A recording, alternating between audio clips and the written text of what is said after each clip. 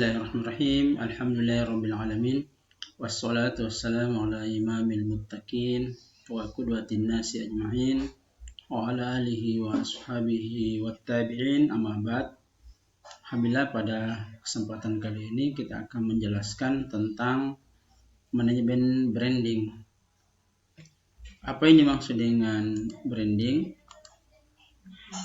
Menurut AMA atau American Marketing Association, branding adalah merek yang dalam bentuk nama, istilah, tanda simbol atau desain yang dimaksudkan untuk mengidentifikasi barang dan jasa dari satu penjual atau sekelompok penjual yang membedakannya dari barang dan jasa pesaing. Branding bukan saja terbatas untuk barang atau jasa, tetapi juga branding bisa berlaku bagi person atau perorangan seperti guru, dosen, ustadz, dan lain sebagainya. Juga berlaku bagi institusi, lembaga, organisasi, perusahaan, dan lain-lainnya. Elemen branding adalah bisa dalam bentuk nama, bisa juga dalam bentuk logo, bisa juga dalam bentuk warna, yaitu huruf dan warna, bisa juga dalam bentuk visi, kelompok sasaran, misalnya kepuasan Anda adalah tujuan kami, atau dalam bentuk visi yang sesungguhnya, penggalan dari visi dari usaha atau organisasi, misalnya menjadi terdepan. Pesan proposisi, nilai merek, seperti ada produksi kami unggul, lebih baik pilih produk kami, dan lain sebagainya. Bisa juga dalam bentuk yang berbeda dengan produk lain. Bisa juga dalam bentuk gambar estetika atau simbol dan menarik. Bisa juga dalam bentuk suara digital atau rekaman yang menunjukkan kualitas dari barang kita atau cara memasarkannya dengan suara yang lebih menarik. Kemudian manfaat branding, satu, identifikasi produk, yaitu memberikan ciri produk kita atau barang kita yang kita hasilkan, baik sifatnya home industry, perusahaan, atau cetakan ke dalam bentuk buku atau majalah dan lain sebagainya. Identifikasi perusahaan, bentuk proteksi hukum ketika ada orang ingin atau ada orang yang memberikan statement yang memberikan nilai negatif atau menurun negatif dari perusahaan kita atau organisasi kita, maka kita sudah punya alas hukum untuk menggugatnya. Demikian juga dia merupakan sinyal atau tanda atau jaminan bahwa kita punya barang itu berkualitas. Kita punya institusi atau organisasi berkualitas. Makna diferensiasi yang membedakan antara produk lain dengan produk kita. Makna yang unik ketika belum ada yang memberikan atau memproduk seperti kita, atau kita memproduk yang merupakan modifikasi dari produk orang lain. Dalam sebagai contoh, dalam air kemasan atau air botol, biasa ada merek yang mirip-mirip, tetapi sebenarnya dia makna unik karena ada perubahan nama yang tidak sama persis, karena sebenarnya dalam sebuah produk tidak akan diterima atau tidak akan diberikan hak atas kekayaan intelektualnya ketika mereknya sama. Kemudian menciptakan asosiasi, kalau kita sudah terdaftar, sudah ada alas hukum, sudah ada branding, maka orang bisa mengajak kita atau kita bisa mengajak orang lain untuk membuat asosiasi atau perkumpulan produk yang sama atau produk yang mirip tapi merek yang berbeda. Manfaat branding bagi konsumen, tentu bagi kita yang pemakai atau bagi pemakai produk, dia merupakan identifikasi sumber produk. Kita tahu, barang ini produk merek ini, produknya dari PT ini. Kemudian penetapan tanggung jawab bahwa ketika ada masalah, terutama ketika kita kerjasama dalam bentuk jumlah besar, maka kita bisa menuntut pertanggungjawaban ketika ada cacat produk. Kemudian pengurang risiko, bahwa tentu kita tidak ingin membeli barang yang tidak berkualitas atau mengurangi risiko dari belanja kita. Demikian juga penekanan biaya, kita biasanya mencari harga terjangkau tetapi kualitas terjamin. Kemudian manfaatnya lain, pencari internal dan eksternal. Internal mungkin di institusi kita atau eksternal di luar organisasi kita atau di luar perusahaan kita. Kemudian manfaat lain, janji dengan produsen ketika kita ingin kerjasama, distribusi misalnya, atau pembelian dalam jumlah yang banyak. Kemudian branding juga merupakan citra diri bagi yang menggunakan merek baju misalnya. Ini merupakan citra diri seorang dosen, pengusaha, dan lain sebagainya. Contoh merek yang dia pakai itu merupakan citra diri dia, dan juga sekaligus sinyal kualitas dari barang yang dia gunakan. Kemudian selanjutnya, ini ada perkembangan registrasi merek di Indonesia mulai dari zaman Belanda, kemudian zaman setelah kemerdekaan hingga tahun 1998 ketika pemerintah melalui Kepres, keputusan Presiden, membentuk Direktorat Jenderal Hak Atas Kekayaan Intelektual atau HAKI. Bahkan ada Kepmen, Keputusan Menteri Kehakiman Republik Indonesia tentang hal itu tahun 1999.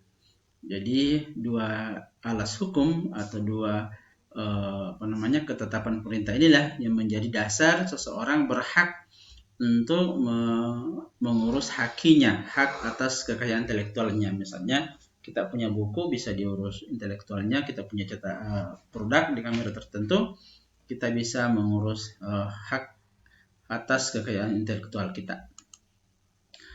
Pendaftaran merek berfungsi, jadi pendaftaran merek atau label dari produk kita itu mempunyai fungsi satu, sebagai bukti bagi pemilik yang berhak atas merek, dasar penolakan terhadap merek yang sama ketika ada yang mencoba memproduksi. Tentu kalau ada yang beredar dengan merek yang sama, pasti mereka ilegal kalau kita sudah legal. Kemudian dasar untuk mencegah pihak lain memakai merek yang sama, seperti kalau kita daftarkan, kita punya produk di notaris untuk mengurus hak atas kekayaan intelektual kita, pasti pihak notaris itu men-search di internet secara online apakah ada merek yang sama. Kalau tidak ada, maka kemudian untuk kita lanjutkan kepada Kementerian Kehakiman, dan ketika kita sudah memperoleh sertifikat haki, maka ketika ada pihak lain yang mencoba atau berupaya mengurus yang sama, merek yang sama, maka pasti tertolak melalui sistem, karena kita sudah punya sertifikat haki atau hak atas kekayaan intelektual kita. Keputusan kunci dalam branding ada 6. Ada keputusan branding, keputusan brand sponsor, keputusan brand hierarki, keputusan brand extension, keputusan multi brand, keputusan brand repositioning. Kita bahas satu persatu. Keputusan branding itu artinya kita memilih apakah kita perlu membranding kita punya produk atau secara alami saja. Karena kalau kita branding, tentu marketingnya lebih luas secara umum, ya. Kalau tidak, tentu dia akan berjalan secara alami. Apalagi membranding barang kita pada hari ini melalui digital, maka itu akan lebih luas, lebih cepat, ya. Yang kedua, keputusan brand sponsor. Keputusan ini berkaitan dengan siapa yang harus mensponsori kita punya merek, atau siapa yang dalam bahasa marketing, siapa yang akan mendistribusikan ke pasaran atau konsumen. Sehingga biasa terjadi, pertama, produk menggunakan merek pemanufaktur. Produk itu mereknya sama dengan merek perusahaan.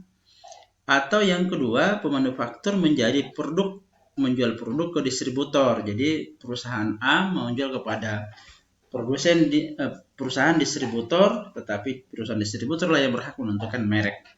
Atau yang ketiga, menggunakan mixed brand strategi, menjual sebagian produknya dengan menggunakan merek manufaktur dan sebagian lagi dengan label privat. Dan biasanya ini ada kesepakatan alokasi penjualan mereka kedua pihak.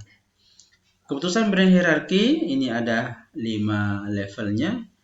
Produk brand itu produk dengan merek utama, ada merek second line, di bawahnya lagi second line dan seterusnya seperti itu. Jadi ya berjenjang, semakin ke bawah maka label itu, merek itu semakin kualitasnya rendah, tidak sama dengan produk brand, walaupun biasa ada kode nama perusahaan yang memproduknya. Kemudian keempat, ada brand extension, keputusan yang menyangkut nama merek spesifik perlu diperluas pada produk-produk lain. Line extension memperluas nama merek ke variasi bentuk, bahan, dan rasa. Brand extension nama merek yang diperluas ke kategori produk baru. Multi brand, merek baru diperkenalkan pada kategori produk yang sama, dan new brand, merek baru untuk kategori produk baru.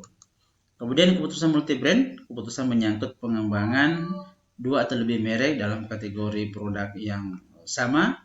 Biasa tujuannya agar di supermarket atau minimarket kita punya sales space atau tempat pajangan yang lebih luas daripada merek lain. Kemudian keputusan brand repositioning ini penggunaan merek atau pergantian merek, tentu ini atas dasar analisis atau survei pasar, apakah merek kita bisa diubah atau tidak, karena pasti ada konsekuensi logisnya dan konsekuensi ekonomisnya.